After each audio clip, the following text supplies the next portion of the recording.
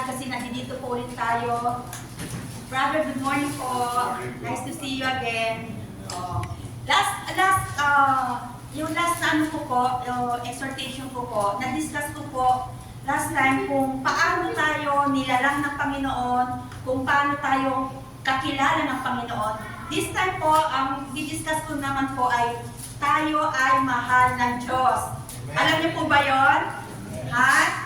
Sabihin niyo nga po sa katabi niyo, mahal ka ng Diyos. Mahal ka ng Diyos. Ay, parang walang buhay. Dapat pag kay Kristo tayo, alive na alive. Sabihin niyo nga ulit, mahal tayo ng Diyos. Mahal ka ng Diyos. Yes, mahal na mahal po tayo ng Diyos. Praise God. Kasi sa umaga po nandito ulit tayo, no? Nagpupuri at nagbibigay ng kaluwalhatian sa ating Panginoon. So, tayo po ay mahal na mahal ng Diyos. Amen. Sa Old Testament po ng ating Bible ay may panuntunan po ang Diyos para sa pagpapatawad ng kasalanan. At ito ay ang pag-aalay ng dugo, ng hayop sa Kanya. At mababasa po natin yan sa Hebreo 9 verse 22. Ayon sa kautusan, halos lahat ng bagay ay nililinis sa pamamagitan ng dugo. At walang kapatawaran ng kasalanan kung walang pag-aalay ng dugo. At walang kapatawaran ng kasalanan kung walang pag-aalay ng dugo. Our God is a perfect God. He is an all-knowing God. And since He is a perfect God, napakataas po ng Kanyang standard, napakataas po ng standard ng ating Diyos. Para po sa Kanya, mapapatawad lang niya ang kasalanan kung may pag-aalay ng dugo at nararapat ng isang walang dungis o kapintasang dugo ng hayop na kakatayin upang ito ay maging katanggap-tanggap sa Kanya. At para ang sanlibutan ay mapatawad lamang ng Diyos, kailangan na may mag-aalay ng dugo ng malinis, walang kapintasan at dalisay na dugo. At wala pong ibang mayroon nun kundi ang ating Hesus Kristo lamang. Amen. Sa 1 John chapter 3 verse 5, sabi po rito, nalalaman ninyong naparito si Jesus upang pawiin ang ating mga kasalanan at siya ay walang kasalanan. Si Kristo lamang ang nakapasa sa standard ng ating Diyos upang maging alay. Mga kapatid, ang pinakadakilang pagpapamalas ng pag-ibig ng Diyos ay ang ibinigay niya ang kanyang bugtong na anak na si Jesus. Sa 1 John chapter 4 verses 9 to 10, ipinakita ng Diyos ang kanyang pag-ibig sa atin nang isinubo niya ang kanyang kaisa-isang anak dito sa mundo upang sa pamamagitan niya ay magkaroon tayo ng buhay na walang hanggan. Verse 10, ito ang tunay na pag-ibig. Hindi tayo ang umiibig sa Diyos, kundi siya ang umiibig sa atin. At isinubo niya ang kanyang anak upang akuin ang ating mga kasalanan para sa kapatawaran nating lahat. Kung babasahin po natin muli ang John chapter 3 verse 16, ibinigay ng Diyos ang kanyang bugtong na anak dahil sa kanyang pag-ibig sa atin. Mahal tayo ng Diyos at gusto niyang tayong mabuhay magpakailanman. Kaya naman isinubo niya sa lupa ang kanyang anak na si Hesus Kristo. Nakikita po dito kung gaano tayo kamahal ng word sa word na ibigay niya ang kanyang kaisa-isang anak.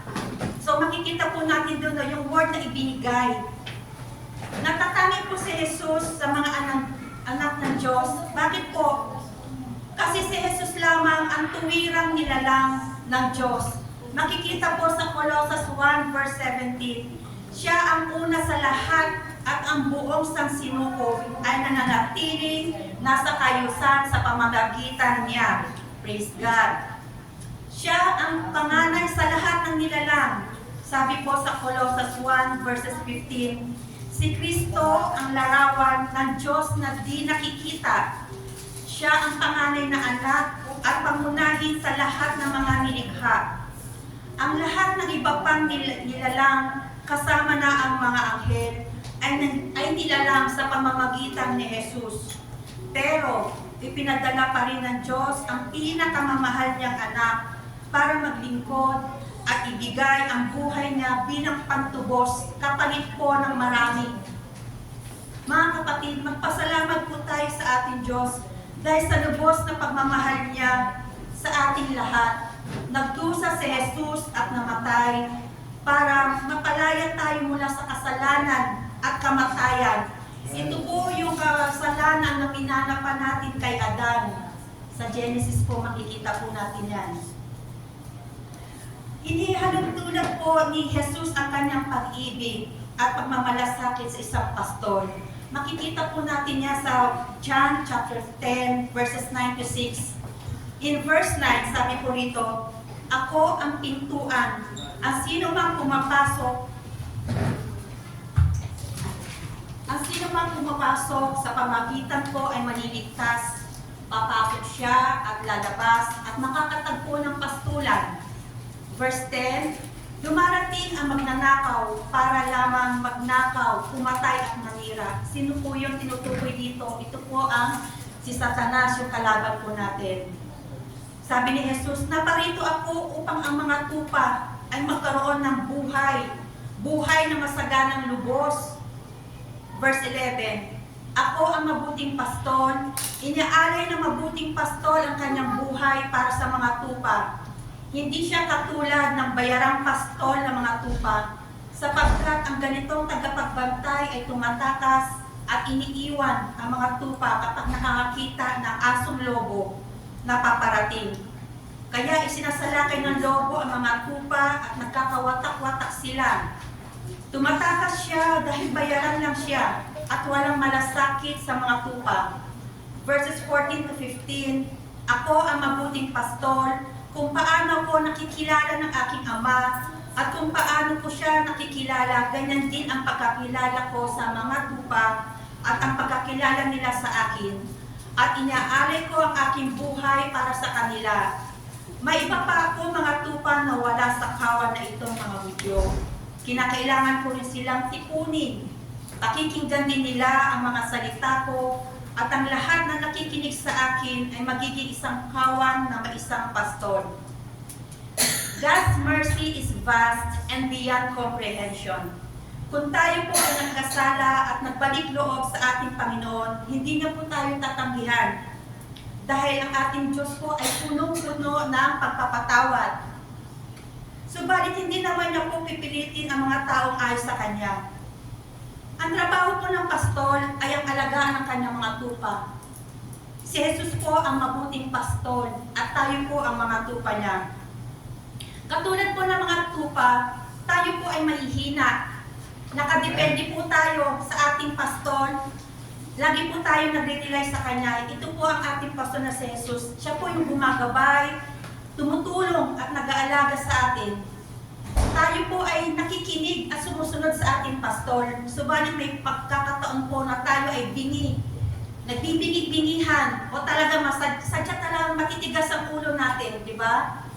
Nawawala po yung focus natin, nawawala po tayo sa tama ng das kasi wala na po tayong focus o direksyon.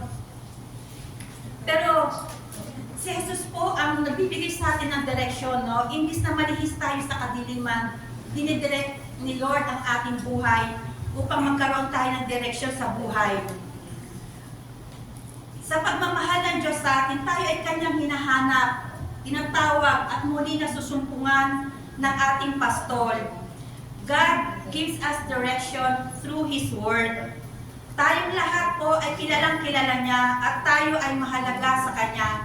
Hindi niya ninanais na isa sa atin ay mawala sa Kanyang paningin. He makes sure na walang tupa ang mawawala sa Kanya. Si Jesus lamang ang ating mabuting pastol na nagbibigay sa atin ng proteksyon from our enemies. Siya ang mabuting pastol na karapat-dapat na pagkatiwalaan dahil siya ay tapat sa Kanyang mga pangako sa atin. Sa Kanya lamang natin matatagpuan ang kapahingaan at ang kasaganahan.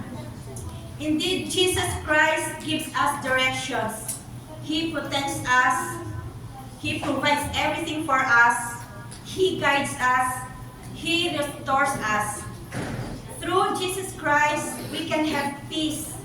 We can have happiness. We can have joy. We can have contentment. Through Jesus Christ, we can have everything. Through Jesus Christ alone. Amen. Si Jesus lamang po ang ating mabuting pastol na nagbuwis ng buhay para sa kanyang mga tupa.